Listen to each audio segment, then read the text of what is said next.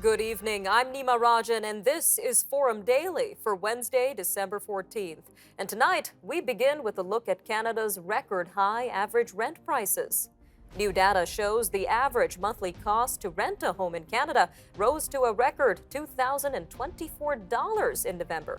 And experts say that the trend does not show any signs of stopping soon.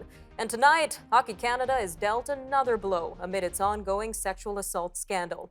Hockey Quebec says it has lost confidence in the organization and will not transfer funds to the national body. Tonight, we begin in Winnipeg, where Canada's premiers held a virtual meeting on healthcare funding.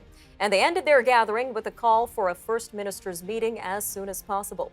Canada's euthanasia laws are being brought into question by experts and advocates following multiple cases of assisted death being offered to patients in lieu of treatment. And the major concern around all of this from the UN, disability rights advocates, even psychiatric professionals, is that MAID might be offered to patients rather than required treatment. So just how prominent of an issue is this in Canada already? We know the CMHA has been advocating for a national mental health care program in Canada. So what are your thoughts on expanding MAID to include mental illness in March 2023 prior to a national program like that? Now, it's a very somber event today, Mr. Allen, especially for you, considering that you're actually at the site of the former residential school that you, your grandmother, and father attended. So can you tell us a little bit more about what's going through your mind today and the overall sentiment being felt over at the former grounds of Lejac? Also, the actual act of taking newborn babies, which is really devastating. And many experts, including yourself, say ending birth alerts is just the first step to addressing these systemic issues that are facing Indigenous children in childcare. So what are the other steps that need to be taken? And we have to understand that these are all possibilities now as a result of what the Russians have been doing. Some very concerning possibilities, Ambassador Ray. Now, another important topic will be climate change. And Mr. Guterres said something interesting today. He's calling on developing nations to pay for loss and damage happening in poor nations who contribute little to climate change. Now, the question here is that a fair request for Canada in particular? Now, Timur, you are calling us from a war zone. There have been Russian shelling attacks in Kharkiv since February 24th. Tell us about the obstacles that you and your team are facing while trying to bring these necessities to people in Saltovka.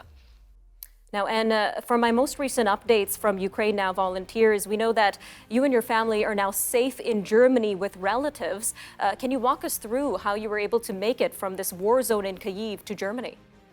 Now, we know Immigration Minister Sean Fraser has been responding to some of these concerns. Now, he's saying the stark difference is because Ukrainian refugees are coming on a temporary basis compared to the Afghan refugees coming here more permanently. So is that enough reason to have such a large discrepancy in numbers? Well, that's just an excuse, right? And in terms of the Freedom Convoy occupation, it caught the attention of the world and our politicians as well. So do you think this result has maybe emboldened protesters to conduct further occupations or potentially large protests at the Capitol moving forward? The late Queen Elizabeth regularly expressed her affection for Canada in her many visits to the country. We'll now take a look at the Queen in Canada. Well, as momentous as the death of Queen Elizabeth II is after 70 years on the throne, Canada's governance will continue. The monarch remains the constitutional head of state in this country, no matter who is filling the role at any given time. So we mentioned Health Canada is securing foreign supplies of acetaminophen, and ibuprofen shipments have already arrived in Canada. So considering these efforts, what is the current state of this national shortage? A recent report from the Foundation for Defense of Democracies warns of a Chinese tech company that produces genocide-enabling AI and torture tools. And what's interesting is that this company has connections in Canada. Now, just about 2 minutes left here, so I'm going to jump to another really interesting point in your report. I searched Tiandi's North American page, and it's headquartered in Alberta. So why is this company operating in Canada in particular? What is Canada's connection to Tiandi? And on that point of the employer's perspective here, how do we expect this to impact businesses, especially small businesses, as they try to recover from already heavy pandemic losses? So as we said, the goal of this conference is to ratify an agreement to preserve 30% of the world's land and water. So can you tell us a little bit more about what that would look like? So let's start with this, ma'am. What exactly is environmental racism, and what does it look like in Canada? Now, this is really interesting, Dr. Rout. When we think about climate change, we don't necessarily think about its impact on your overall health. So can you tell us a little bit more about that? Now, on top of these concerning revelations, you also highlight in your report the impact that crypto could have on the US dollar and the overall economy. Can you tell us a little bit more about how much of an impact crypto has had already on the US dollar and the economy?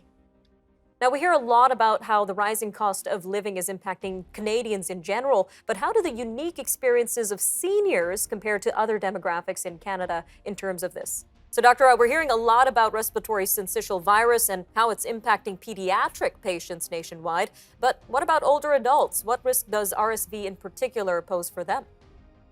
And usually when we have these conversations about rising prices at the grocery store, we're talking about a specific segment of the grocery store, the dairy aisle, the bread aisle. But now we're seeing price hikes in nearly every grocery aisle, Dr. Chalbois. Why are so many products being impacted here? So tell us a little bit more about how students are feeling themselves, Wyatt. Is COVID-19 still a concern for students, or is this more of a concern for adults and parents right now? All right, I'm Nima Rajan, and that'll do it for your look at national and international news for today. Remember, for more news on demand, you could always visit our website, thenewsforum.ca, and make sure to follow us on our social media handles on Facebook, TikTok, Instagram, and Twitter. Take care, Canada. We'll see you next time on Forum Daily.